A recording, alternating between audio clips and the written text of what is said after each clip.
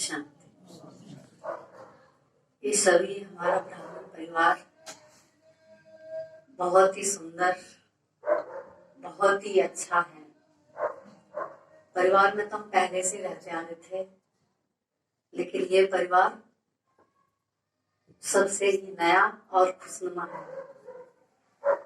और मैं बाबा की कुल 6 साल की बच्ची हूँ,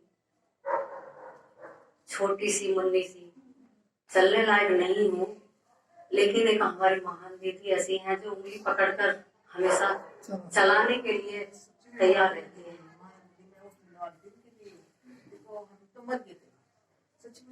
तो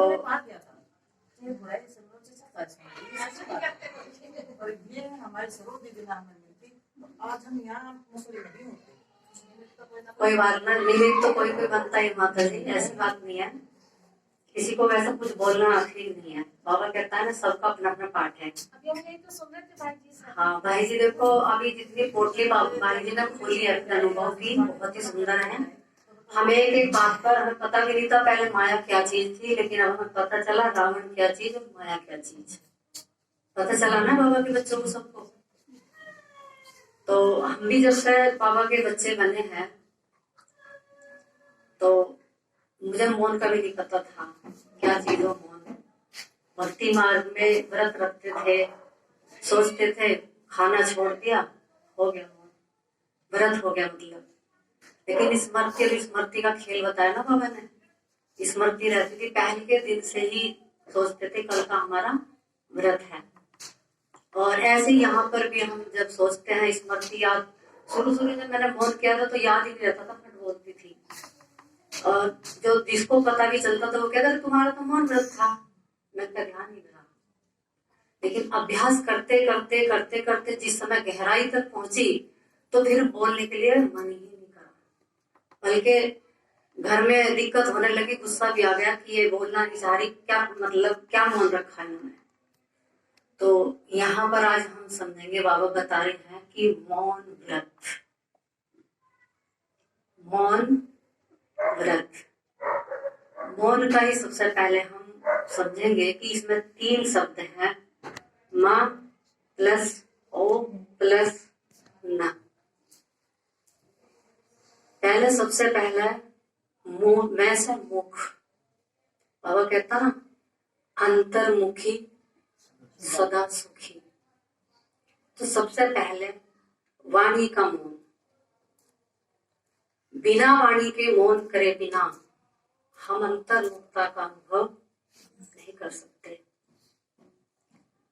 और मन का मौन से बहुत फायदे हुए हैं मुझे भी। जब मन का मौन रखते हैं तो हम व्यर्थ से बहुत सहज छूट जाते हैं, बहुत सहज।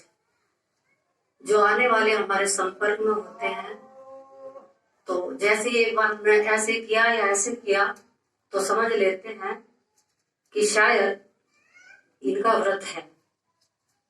तो वो एक बार ऐसे करके और चले जाते हैं। अगर हम बोलते हैं तो वो बैठ जाते हैं और अपनी कथा सुनानी शुरू हो जाती है। सबसे पहला फायदा ये। और दूसरा, हमारी जो आत्मा की एनर्जी है, वो बहुत जो वेस्ट हम गंवाते रहते हैं पूरे दिन, वो जमा होनी शुरू हो जाती है। क्योंकि मुझे बहुत अच्छी याद है, जब हम शुरू में ज्ञान में चले थे, तो आत्मा में इतनी कमजोरी थी कि उससे पहले इतनी सी बातें सारी रात दिमाग में चलती रहती थी, नींद नहीं आती थी। क्यों नहीं आती थी? क्योंकि मन इतना कमजोर हो चुका था कि बार बार वही जाता था जो कुछ कह देता था। बहुत परेशान थे। लेकिन जैसे जैसे आत्मा की शक्ति बढ़ती गई, तो मौन यानी वो मन बहुत शक्तिशाली बनता चला गया। ये मेरा खुद का अनुभव है। अब कोई कुछ भी कहता है, कोई फर्क नहीं पड़ता। ठीक है।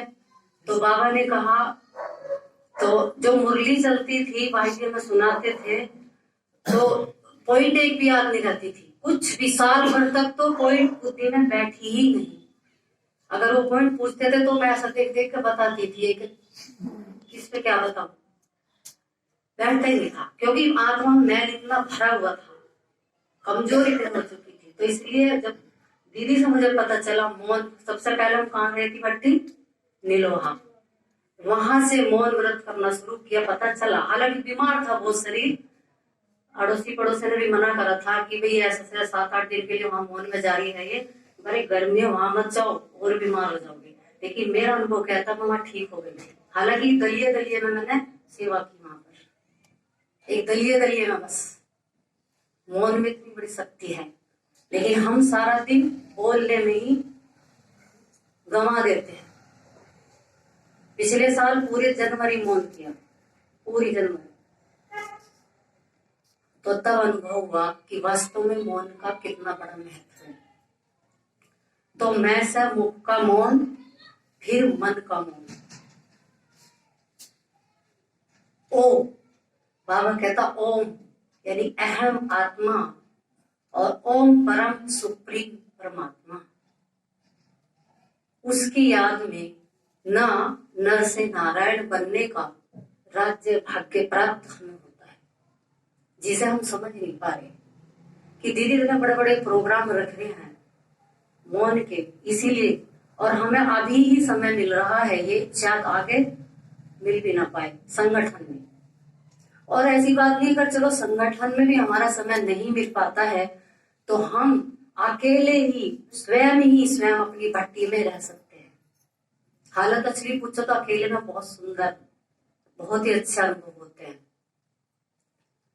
तो व्रत यानी एक श्रीमद् बाबा की, वो भी क्या, जब हम मौन में रहते हैं तो हमारी कर्म इंद्रिया खुद ही शीतल होती चली जाती है। इसमें बाबा बताता है कि पहले हम सुनते थे कि 3 बंदर दिखाते थे ना वो, कि बुरा मत सुनो, बुरा मत देखो और बुरा मत बोलो, और चौथा बाबा ने बताया था बुरा मत सोचो। सबसे मेन तो यही है, बुरा मत सोचो, लेकिन उन्हें बेचारों को पता ही नहीं था। तो बाबा ने हमें बताया सबसे पहला बीज क्या है, सोचना ही है। तो बाबा की मुरली से मिला, कहां से मिला, बाबा की मुरली से, जिसमें आज बाबा की मुरली में भी है प्रत्यक्षता का आधार दृढ़ प्रतिज्ञा। तो मुझे दृढ़ प्रतिज्ञा, मौन रखने के लिए क्या करनी, दृढ़ प्रतिज्ञा, ना तो मुझे बुरा देखना है, ना मुझे गलत सुनना है, ना मुझे गलत बोलना है, ना ही मुझे सोचना है। ठीक है। और जिसमें मधुबन में भी जब हम जाते हैं तो हमें वहां बताया जाता 2 दिन पहले कि मौन में रहो तभी बाबा का मिलन अनुभव होगा। लेकिन हम पढ़ के गए, जब हम गए थे, जब भी मैंने आत्मा ने 10-11 दिन तक वहां मौन में ही रही थी। बहुत बहनों ने करा था, बेचारे उनकी आत्माओं का मौन पूरा नहीं हो पाया। मेरे साथ माया भी बहुत आई थी मेरा मौन तोड़ने के लिए, लेकिन मैं भी बाबा से कहा था कि बाबा ये आपके हाथ में है। यहाँ तक कि ट्रेन में भी बहुत दिक्कतें आई थी, लेकिन फिर भी मैं बाबा से कि आप है, मैं कुछ नहीं जानती। तो वहां पर कहते हैं ना बाबा नहीं आता, लेकिन जो वहां मौन में रह करके फरिश्ता बन करके जो भाव से कहता ना, भावना का भाड़ा मैं भक्ति मार्ग में देता हूँ, तो क्या मैं यहाँ नहीं दूंगा अपने बच्चों का। मेरे बच्चों का तो जन्म सीधा अधिकार है, लेकिन भावना क्या है मेरी, क्या मैं मधुबन में पहाड़ियों को या बिल्डिंग को या फिर वहां जनता को किसको देखने जाते हैं।